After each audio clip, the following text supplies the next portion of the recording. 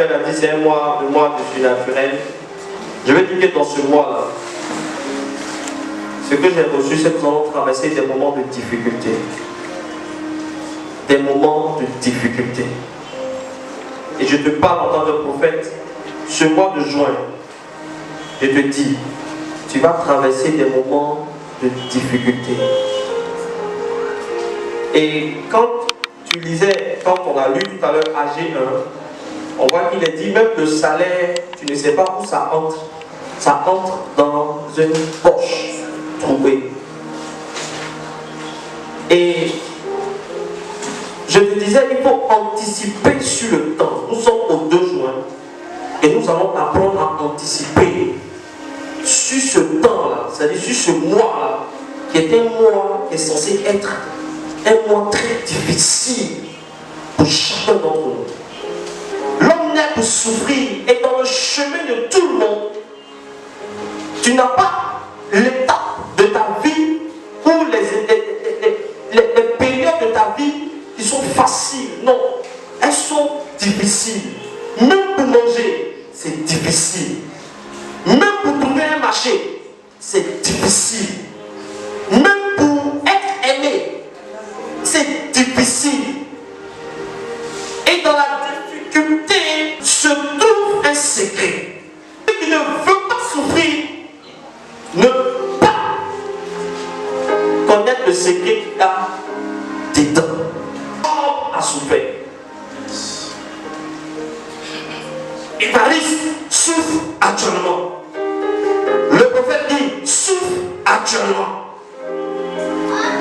Quand tu rentres chez toi, tu souffres pas avec quelqu'un, mais tu souffres seul. Quand tu vas et tu dors à côté de ta femme que tu aimes, vous dormez, chacun dort, rêve seul. Tu souffres seul, elle souffre seul. Quand tu vas au travail, tu souffres seul. La souffrance apparente à une personne, à une vie, à quelqu'un. Mais tu dois souffrir. Parce que tu es né pour souffrir. Je peux emmener quelqu'un à comprendre que si tu sais et tu t'habitues à la souffrance, alors tu vas être un grand homme sur cette terre. Ne vous habituez pas à une vie de réjouissance du lundi au vendredi. Il faut être habitué à souffrir. Une fille qui est née au village et qui a connu la souffrance et les difficultés à pouvoir cuisiner à partir de 12 ans, 13 ans, 14 ans, 15 ans. Quand elle vient à Abidjan, elle sait même cuisiner plus que Nathalie Douali. Alléluia. Pourquoi? Parce que quand tu vis les difficultés, en réalité tu vis l'apprentissage d'un homme grand, d'une femme grande, de quelqu'un qui est en train d'être formé. En fait, la souffrance n'est pas une malédiction, mais la souffrance c'est une bénédiction en réalité. Quelqu'un me suit? Tu ne peux pas repousser la souffrance. Et tu ne dois pas repousser la souffrance. Voilà pourquoi quand Dieu teste un enfant, Dieu prend l'enfant de Dieu et lui donne quelque chose de bon dans la souffrance. Et il voit qu'il est arrêté. Tout d'un coup, il croit que la vie est finie. Il est arrivé. Non, tu n'es pas arrivé.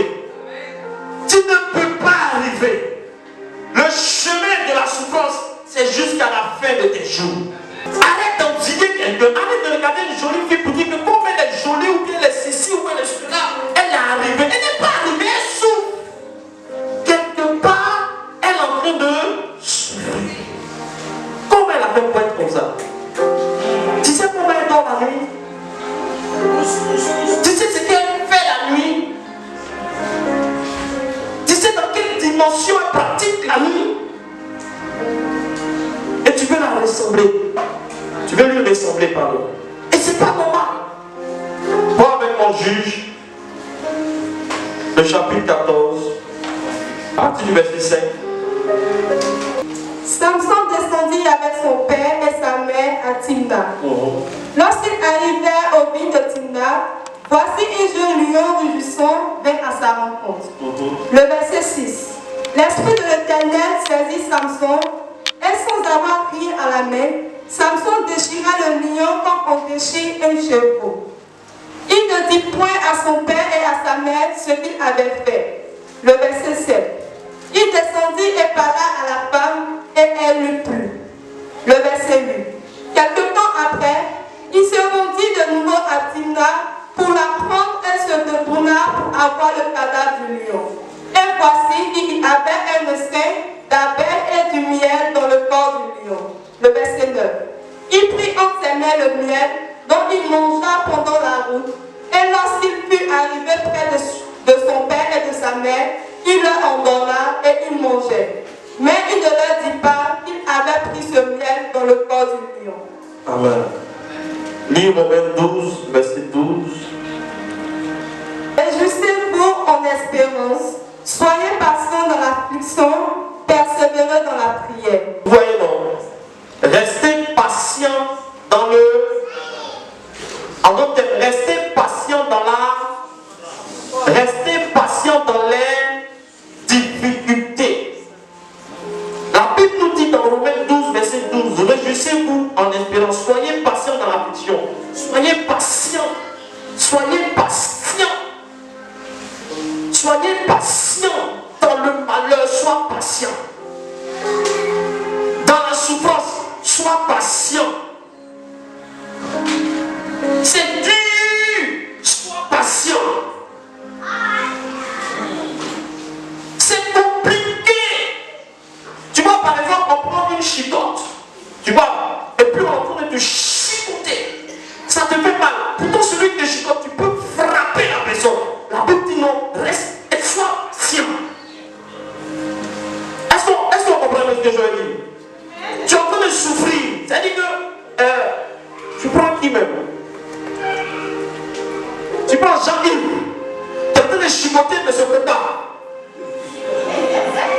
Avec une ceinture. Et puis chicote, mais ce ne peut pas. Et la Bible dit, sois patient. L'attitude qu'il faut avoir dans la souffrance se trouve là. Là se trouve le secret.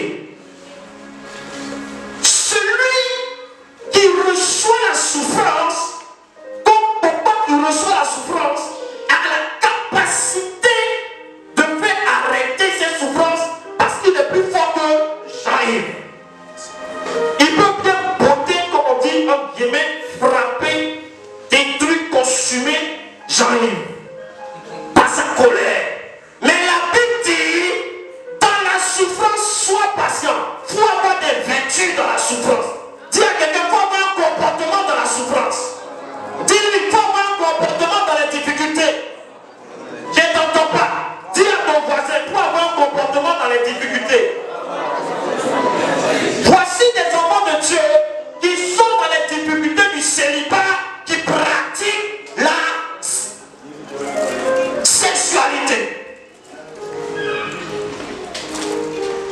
Voici des chrétiens qui sont dans des difficultés du mariage. Je veux me marier et qui sont en train de sortir avec les hommes du lundi au vendredi. Et ces chrétiens-là n'ont pas l'attitude de patienter dans la souffrance. Ils se réjouissent dans la souffrance. S'ils ne souffrent pas. Parce que ce que tu pratiques là, c'est le bonheur que tu dois faire dans Mariam, que tu fais. Donc tu fais quoi? Tu allonges, tu augmentes tes jours